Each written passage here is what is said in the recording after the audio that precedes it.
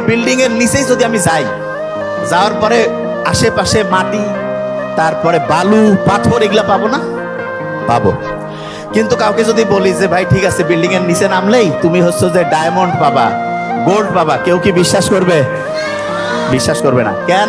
সবচেয়ে দামি জিনিস কি বাইরেই থাকে নাকি ভিতরে থাকে?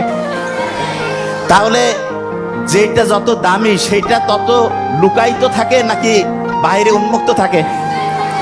লুকায়িত। তাহলে যে ছোট্ট বাচ্চারা, তোমরা তখন মেয়ে, একদম ছোট্ট মেয়ে, যারা এই যে নারী, মেয়েরা, মেয়েদের আল্লাহ অনেক মর্যাদা দিয়েছে না?